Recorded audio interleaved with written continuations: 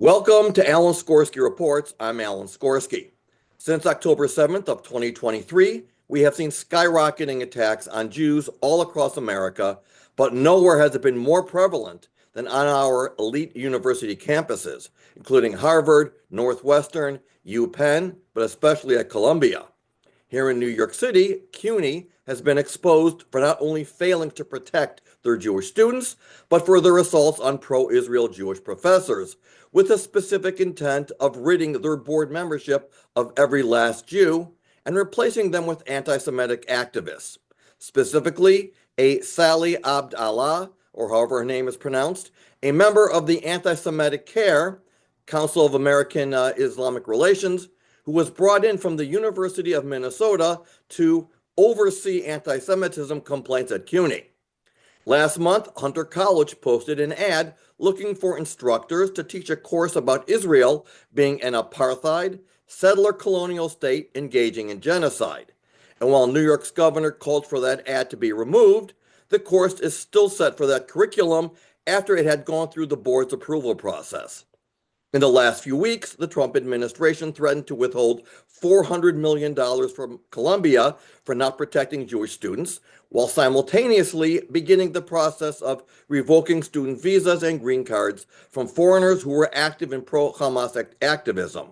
The most infamous is Mahmoud Khalil, who is currently being held in a Louisiana penitentiary. Yeah, I said that right. Today's guest is attorney and professor of law at CUNY, Jeff Lax, who is also the department chair and founder of Zionist advocacy group Safe Campus.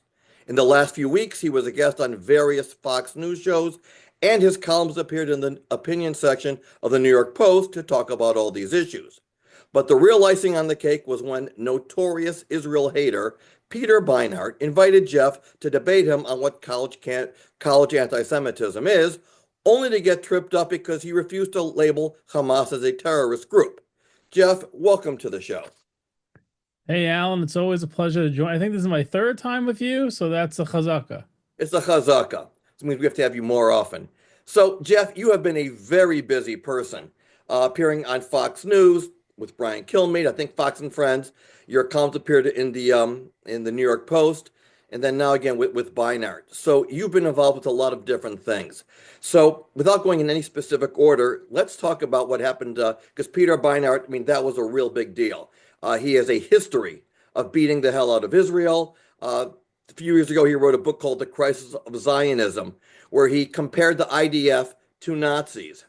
And that really hit me when you and I spoke, and I watched the interview, where he said he couldn't call Hamas terrorists because that's racism. And I remember you nailed him on this issue. So if you want to walk us through that again, we'll talk about more aspects of your meeting with him. Just that part about him not wanting to call Hamas terrorists? Yeah, that was a big, Is that the part you want me to talk about? Yeah, we'll talk about everything, but let's start with that one.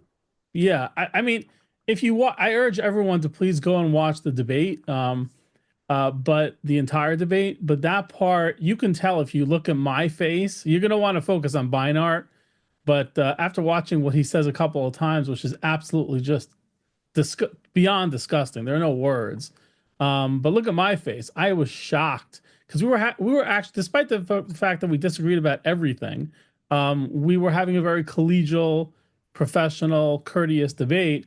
But, that part really got to me to say, because, and the reason why I got so upset was he has to understand that there are legal consequences to not classifying Hamas as a terrorist group. So it's not just that it's immoral, which it is. It's not just that it's stupid. It's not just that it's factually untrue. It's not just that his justification of it was so absurd. It was that it's racist to call Hamas, as if we're calling Palestinians terrorists. No, right. I called Hamas terrorist, and he couldn't agree to that. So it's not just all that stuff. It's the fact that I was trying to impress this upon him, that there are consequences to not classifying a group properly. In the United States, we know that the largest terror financing case in American history was against Hamas. And the only reason that could happen is because they're classified as a terrorist group. So I wanted to really try to impose upon him because I had never heard him say that before, Alan. I've heard him say a lot of other, really offensive things about Israel and Jews, but I never heard him say Hamas was not terrorist. So I really wanted to impress upon him, Peter, you've changed your mind about a lot of things over the years. I really urge you to change your mind about this because there are serious consequences, and you're really rubber stamping terrorist groups also to do this in the future. And his one claim about it being racial is so ludicrous, as if we don't call white nationalist groups terrorists in America, as if we don't call the IRA a terrorist group. I mean, you could go on and on. There are so many groups like that. So his claim was just false to begin with. And also, we weren't calling Palestinians that, we were calling Hamas that. So, but again, the consequences of what he said, to me, he has so many, he has a lot of listeners, he has a lot of followers, and he's gonna they're not necessarily as knowledgeable as the typical person who studies this and who knows about this, especially pro-Israel people. And so he's going to get them going out and marching the streets, maybe violently, to support this notion. And to me, that's very dangerous. Yeah, well, see, again, like you said, and he has a history of Israel bashing. And, like you mentioned, the IRA. Well, the Biden administration labeled, neo-Nazis as domestic terrorists. You got the Weather Underground. There are plenty of groups that are labeled Boko Haram. It's not Palestinian. It's Aragua. Yeah.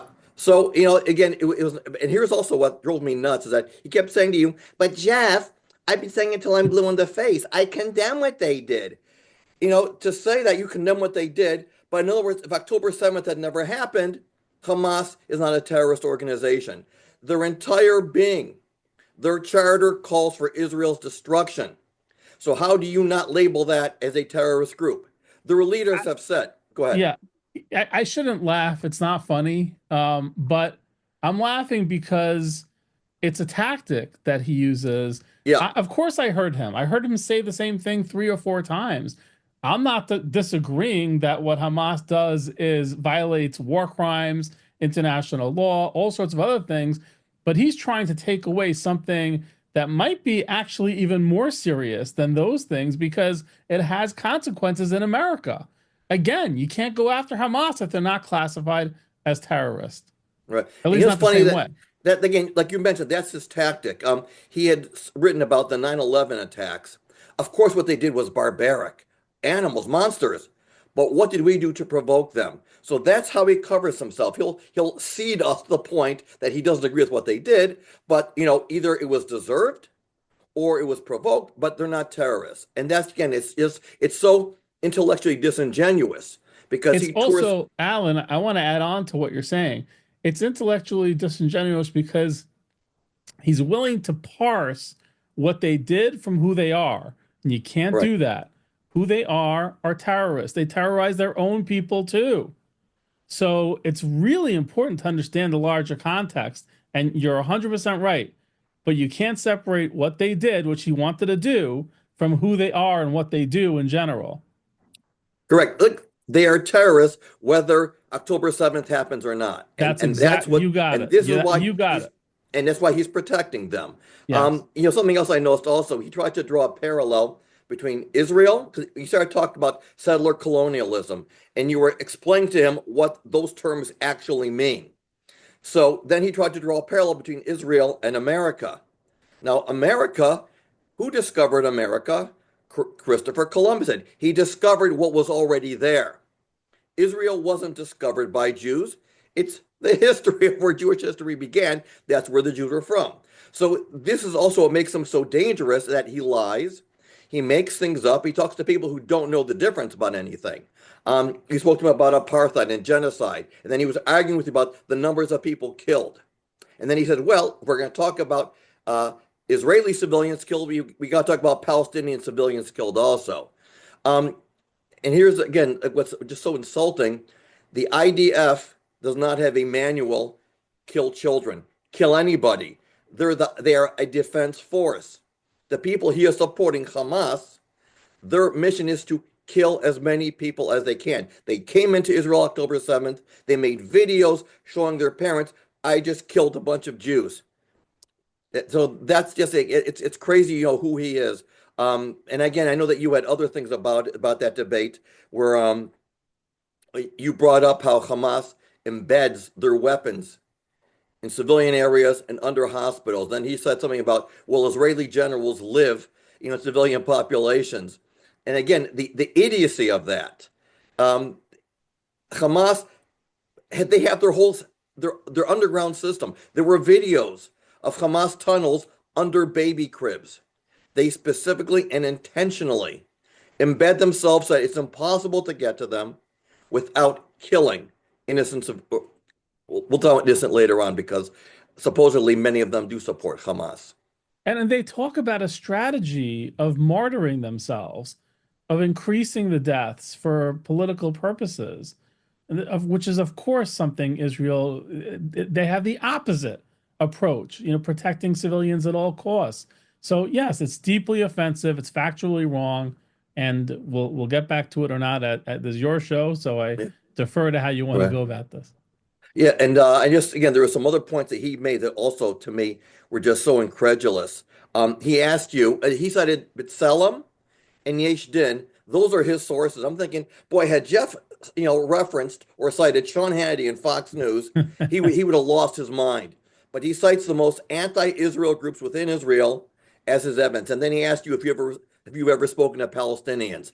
So, Peter, yeah, I have spoken to Palestinians or Arabs from that region. Have you ever spoken with Masab Hassan Youssef, whose father was the founder of Hamas? Right. And so again, he's just part of his whole being is that he's intellectually dishonest, intellectually disingenuous, and he's a propagandist. And again, I can go on. Yeah, go ahead. sorry, I'm sorry. No, you go ahead. Did you notice that he also questioned my credentials to have this Yes. discussion to begin with? So that was kind of funny. I mean, I was not expecting that at all. So in the very beginning of the debate, he questioned, what credentials do I have to even have this discussion? So first of all, why would you invite me on your show? This was his platform. Why would you invite me on if you don't think that I am qualified to have this discussion? So you have to explain that to me because I don't really understand that. Unless his goal was just he thought I wasn't qualified and he's just going to rip me to shreds. That's not a legitimate reason, I think, to invite someone on a show, unless if you're not serious about having a real discussion. But I think it's also really hypocritical. If anything, I am more qualified than him because I'm an attorney. He kept citing international law and he kept lying about international law. And I was really polite about it. I kept saying I disagree with you. You know what? I actually regret that, Alan. If this happens again, and I'm happy to debate him again, if this happens again, I'm no longer going to be that nice. I'm going to tell him you're lying about international law because this is what international law is. Now, I did do that. I told him what international law is, but I didn't call him out for lying. But he was lying, and that was me trying to be. That was the first time I've ever had a debate in my life, by the way. But to call me unqualified when I'm the only lawyer in the room and we're talking about the main topic is international law. What is apartheid? What is settler-colonial? What is genocide under international law? He consistently miscited them. He cited to groups that purposely misdefine internet. Amnesty makes up completely fabricated definitions of international law on apartheid, on settler-colonial, on genocide. They just make up definitions that don't exist. And then he's telling me that I'm not qualified. So that was really kind of offensive. And again, I tried to be nice about it and tell him, listen, you have knowledge of Middle East history that I probably don't have. So I'm going to defer to you on that. I'm going to ask that you defer to me on issues of law. And he sort of agreed to that. But what a weird thing to do, to invite somebody on if you don't think they're qualified to have the discussion. I found that strange, especially to do that of a lawyer, especially to do that when we were talking about curriculum at Hunter. I've been on a curriculum committee for 16 years, which means CUNY, and CUNY hates me, but even CUNY has elected me and has entrusted me to vote on curriculum for 16 years. That means they consider me a curriculum expert. So if we're talking about Hunter College's curriculum and whether it belongs in academia or whether it doesn't and it's false and it's anti-Semitic, I am an expert. I'm actually, honestly, truthfully, I'm a better expert than him because he's not on a curriculum committee that I'm aware of. He's not an attorney that I'm aware of. So honestly, that was a very strange question. And again, I tried to be nice and maybe I shouldn't have been so nice as I was. And he tries to be, he's very obsessed with titles. Like he asked, are you a scholar? And why aren't you deferring to scholars? And I'm thinking, back in the 70s, you know who was on the staff of Columbia? Edward Said, because he was considered a scholar. But somehow, so what if they're scholars? They're propagandists. They have an agenda. These are not people who have studied all sides. Like usually when you're a scientist, you go in with a hypothesis and you try to prove it or disprove it. In his case, in their case, they're not coming in with a hypothesis. They're coming in with an agenda, and they will cite everything they can to fit that agenda. Now, you mentioned Hunter College, another big thing, and you'll talk about this. There was an ad looking for a professor for, I guess, Palestine studies, someone who will teach why Israel is a settler-colonial state, apartheid and genocide. And then she had that ad removed. But as you said, and you'll talk about this, is that the curriculum still stands. Just because they're no longer posting that they're looking for a professor, there's still going to be a course at Hunter.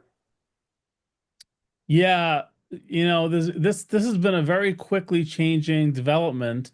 The latest that I've seen about it is that you're absolutely right. They're going to run this course. They actually rewrote the ad. I've seen a copy of the new ad.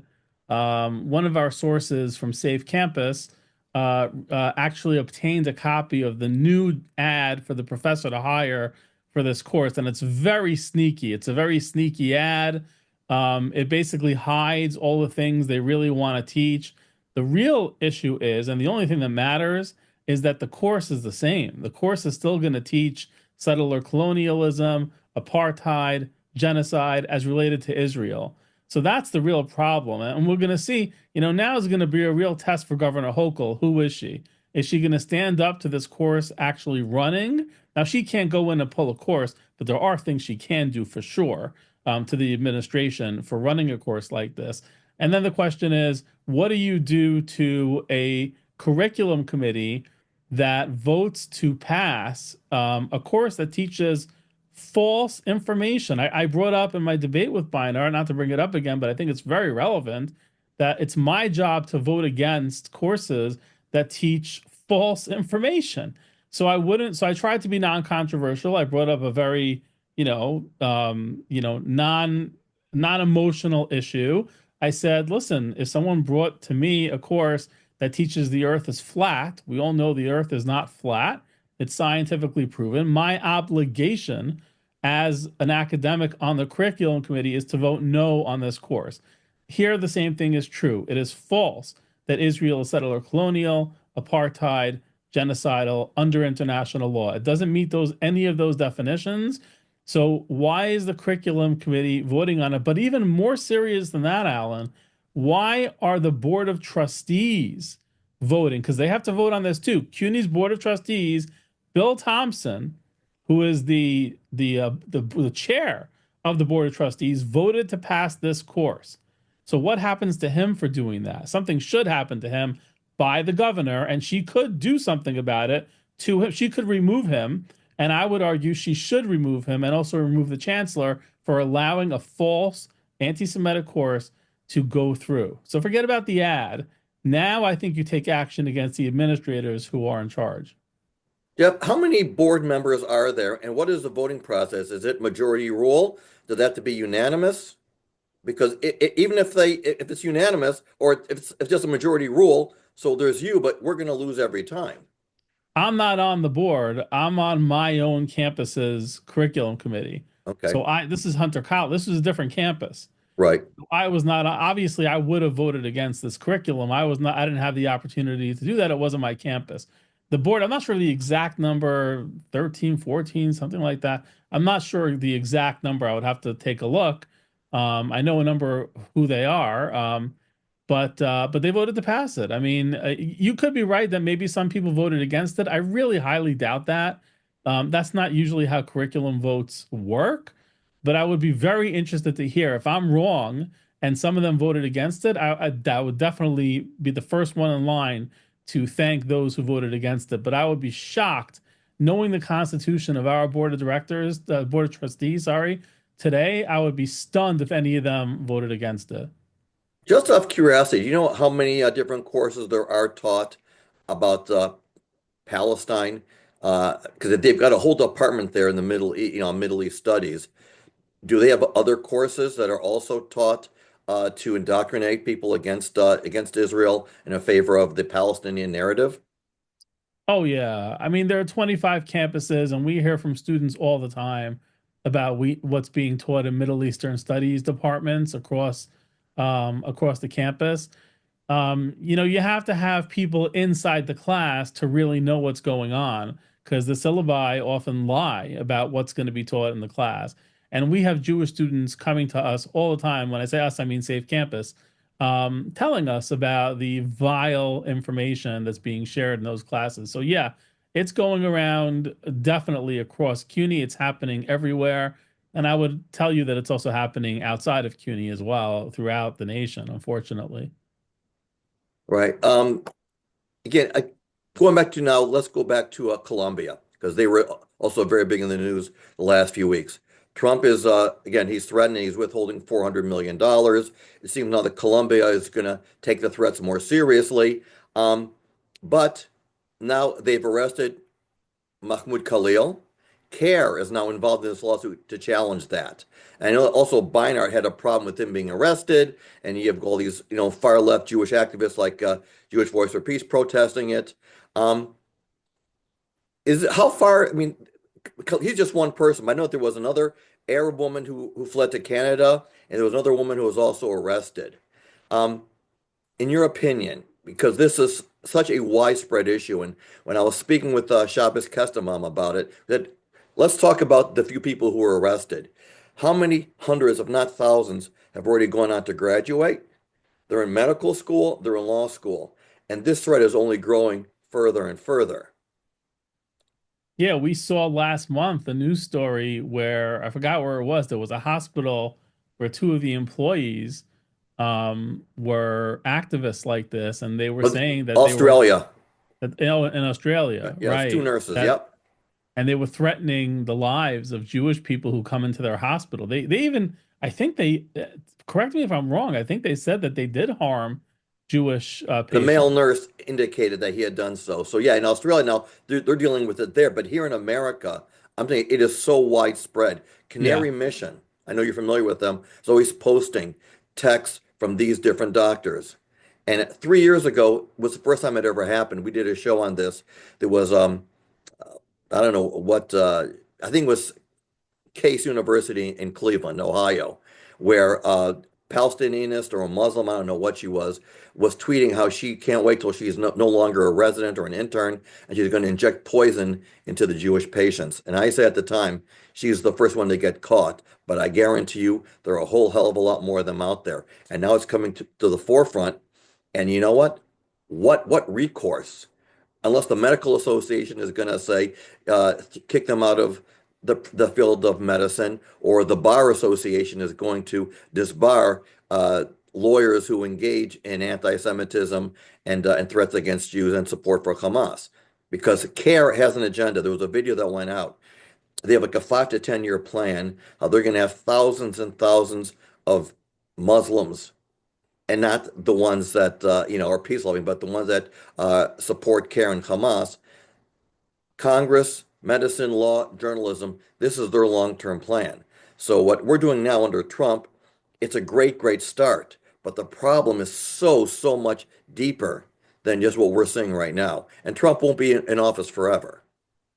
No, he's got 4 years, and then I really worry after that, because I don't think the Republican Party is going to go about this the same way that he is. I think you have a real problem going forward. So you're right that you're not going to correct this problem on a broad scale in 4 years, even if Trump is able to. I mean, you see what he's going up against to even Right. get this agenda, his own agenda, passed. And I'm sorry to say this, Alan, and this is probably going to upset you as much as it upsets me, but uh, and I hate having to talk about this, but I think it's so important. It's actually not just the radical left. It's actually not even just the radical Jews who are against the Khalil Mohammed thing. I was challenged by quite a few people. A friend of mine who you had on a few weeks back, Elizabeth Rand from MACA, Right. Mothers Against College Antisemitism, has a group, and I wrote an op-ed in the Post last week about the Khalil Mohammed sister, the Khalil Mohammed situation, Mahmoud and Khalil. somebody, Yeah. yeah, They could what's be his that? first or last. It's Mahmoud Khalil, but it could easily be, What did I say? Mahmoud I think Khalil. Khalil Oh, Muhammad. Yeah, oh, I'm whatever. sorry. Mahmoud Khalil. Mahmoud Khalil. Yeah. Yeah. No, it's actually important we get his Yeah. name right. Mahmoud Khalil. So I wrote an article, an op-ed in the Post talking about how disgraceful it is that the Democrats and the left wing are enabling, and I was very specific about my language, the far left factions of their group. I didn't call out all Democrats. I said you shouldn't enable the far left factions that are fighting to keep this guy in the country. It's outrageous. And I actually got pushback that I did not expect. I'm usually pretty good at anticipating when I'm going to get hammered and by who. This I didn't expect, I got to admit. I got pushback, not from a lot, I'm not going to say by a lot, but from a number, a number of people on the MACA group who were Zionist Jews saying we can't be doing this to people like Mahmoud Khalil because he has a green card. Now, these are people who unfortunately don't understand the law, don't understand how the law applies in this situation, don't understand that it doesn't matter how old, because that's the narrative of the far left, that one of the laws was very old. It doesn't matter how old a law is. As some of the Republicans have pointed out correctly, the Constitution is the oldest law we have, right? And we still care about that. Or maybe the left doesn't care about that, the far left. I don't know. But it doesn't matter how old the law is. The law is the law, and if it's still good law, it is the law, and it's good law for a good reason. If it wasn't good law, it would have been overturned. So that's all nonsense. And these people are being brainwashed by the MSNBCs. I know MSNBC is trying to reform in some way, but I haven't seen that yet. Right. Besides getting rid of Joey Reid, when you watch these networks, and that's the only place you get your news, which some people do, you don't understand what's going on. To their credit, after I had a long discussion with them, and I don't always see these comments, I happen Right. to see this. I had a long discussion, and they actually seemed to come over to my explanation. At least one of them did, Right. after I explained the real situation and why it's so dangerous. But I can't have a conversation like that with every single person that's going to oppose my op-ed.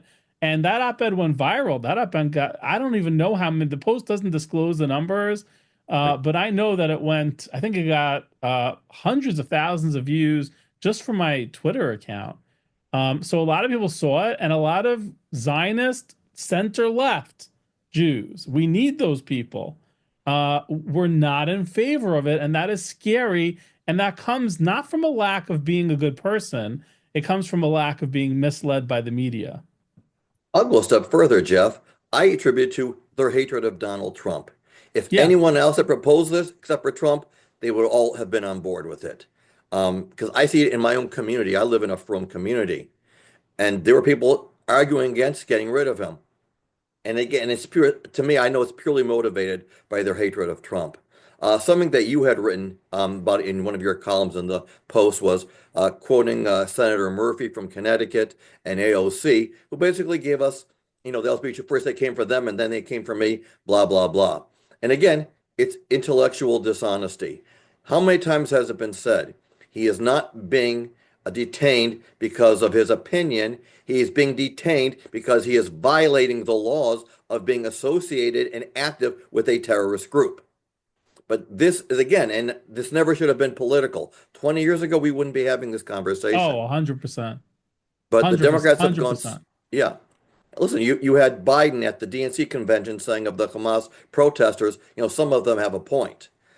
You had people that are running to replace, I forget who it was, but the chairman of the DNC and two of the people that were vying for it at the time were saying that they would have allowed a pro-Hamas speaker to speak at the convention. So we are in so much trouble. And again, even what we have now, even with again all of Trump's work, it's not going to go on forever. There are more. We are so outnumbered. We're out organized. We're overwhelmed. The truth gets defeated when the lies are repeated 1,000 times more. I want to talk about 1948 because Peter Beinart brought up settler colonialism. Um, Einat Wilf, she's from Israel. She was a former member of the Labor Party and a former peace camp activist. Now she's hardcore. She wrote a very scholarly book about the history of the Palestinians and the role that UNRWA played. UNRWA wasn't created last year, a few years ago. They were created in 1948 because when the British mandate ended, they were going to relocate those who had left, those who were evacuated, relocate them somewhere else, set them up with jobs so they can, live a prosperous life. But they wanted no part of it. They wanted to stay refugee status, and that's why they demanded that the UN be involved so that it becomes a world body problem. UNRWA has, from its very inception, taught these Arabs to kill Jews, to hate Jews. Your homes were stolen by the Jews, and that's why we are today where we are. And that lie is not going away. You've got the Linda Sarsours, you've got the CAIRs, you've got hundreds of thousands of them here in America.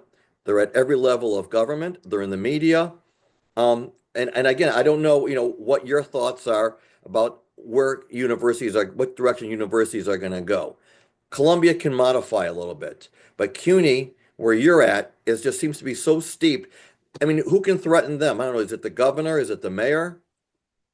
The governor can take care of all this in 2 minutes. If she really wanted to, she could take care of this in 2 minutes. And I commended her in my post op-ed, I saw but that. now the situation has changed. So she's got to do something else now. She can take care of this. It's really not the mayor. The mayor has a little bit of influence, but not much. This falls on the governor. Absolutely. Right. Again, whatever this administration can do. Just trying to think of what else we spoke about. What stood out for you most, if you would recall, in your debate with Beinart? I know that not calling Hamas terrorists was a big deal. What else about that conversation do you think stuck out the most, where he really stepped into it, or that he could have been he was so far from the truth? Well, here's where he's so good, and he really is good. It's important. By the way, Alan, I think you'll find this amusing, maybe not amusing, but interesting. A lot of people didn't, on my side, on our side, did Right. not want me to debate Beinart. In fact, my organization, Safe Campus, had the board voted a year ago on whether I should debate him at all or not, because he had come to me. Beinart approached me about a year ago, and they voted. It was split. It was evenly split. Half the Right. board wanted me to debate him, half of them didn't.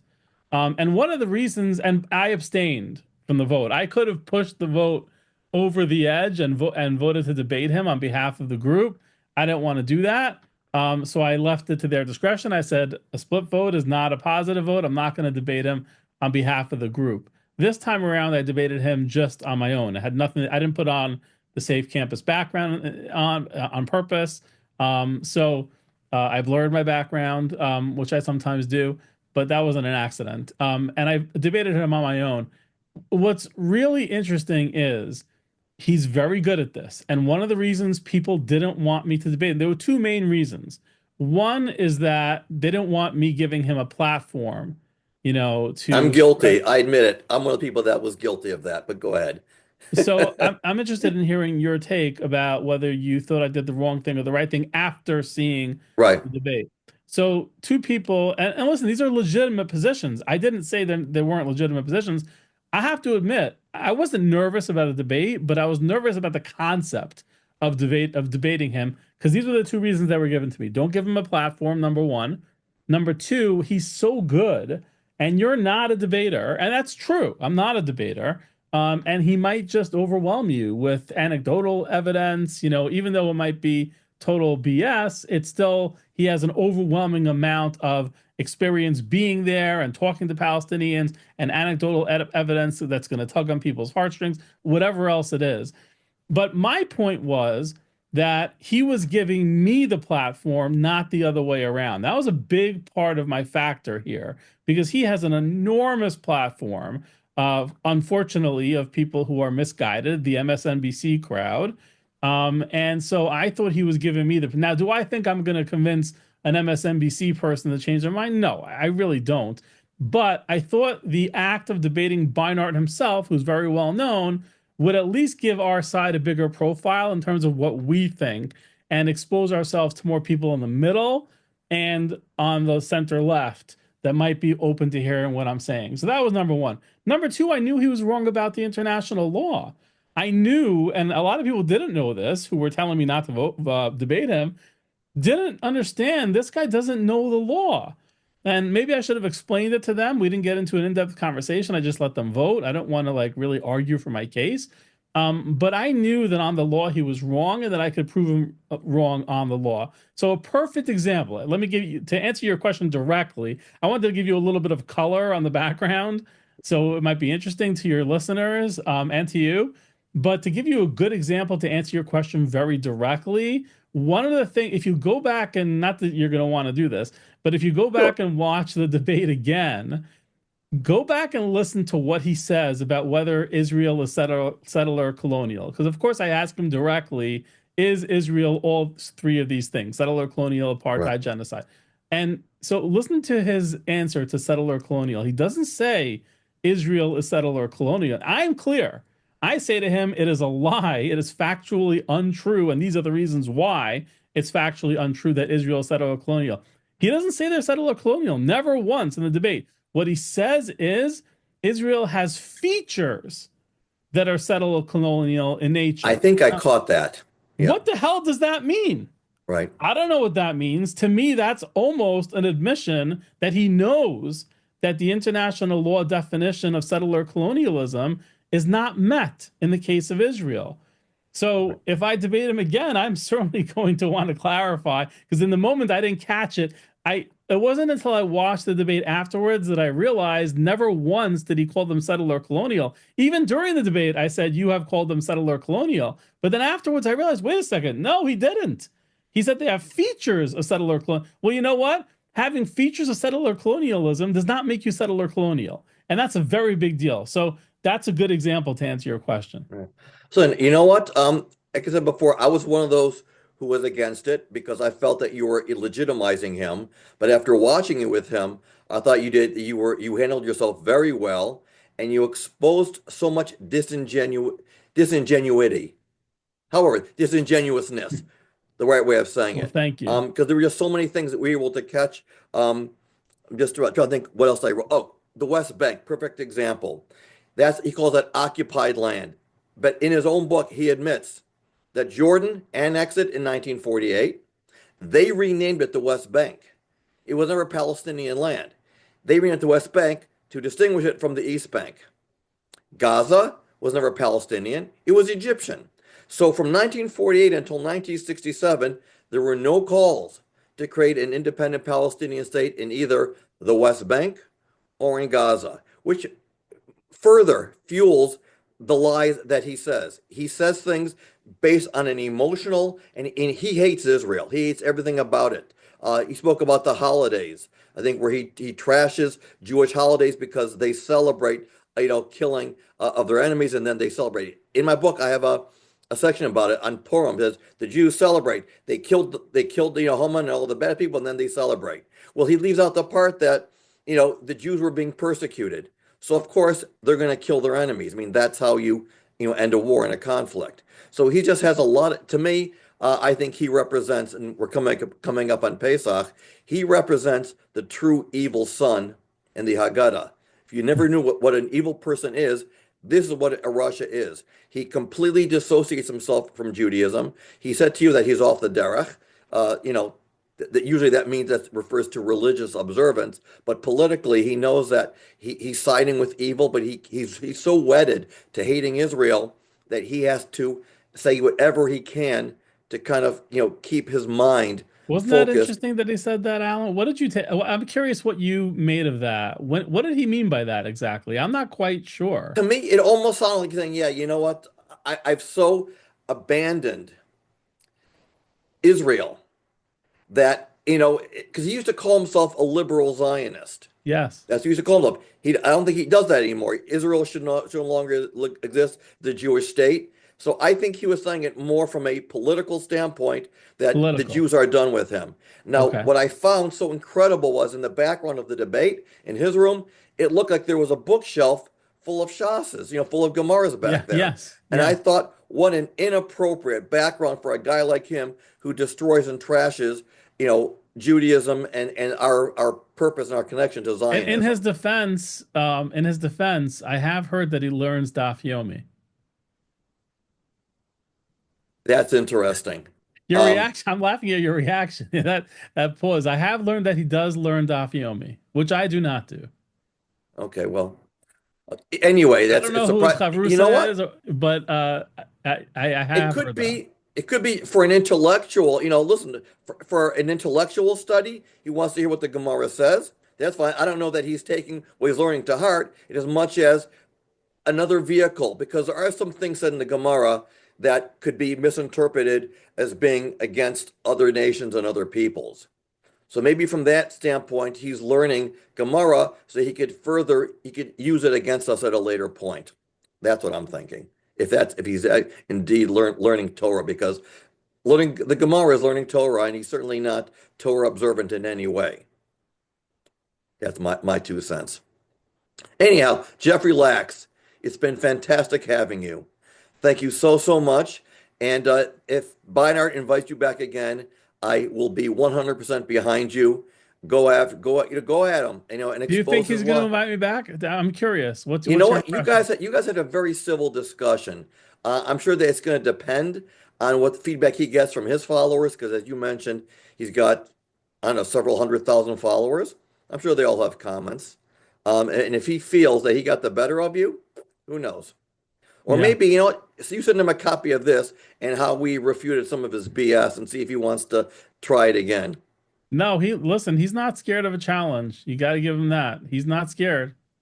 I'm sure he thinks he won the debate. Maybe he did. I don't think so, but he definitely thinks he won the debate. Okay, then let's see if he tries it again. Listen, if he does, go for it. And you're But certainly he's a getting form. slammed, like you said. He is getting completely slammed by the media right now. There are multiple articles out for him refusing to call Hamas terrorist groups. That's Sorry, a fantastic. terrorist group. Right. Okay, listen, good. So, again, a lot of positive things came out of this debate. I think you did very well. I wouldn't have been as nice as you are, but then again, you did a great job of quitting yourself in there. So good for you. Thank you, Alan. Yeah, Always great to be with you. Jeff, have a great week and have a happy kosher Pesach. You too, Alan.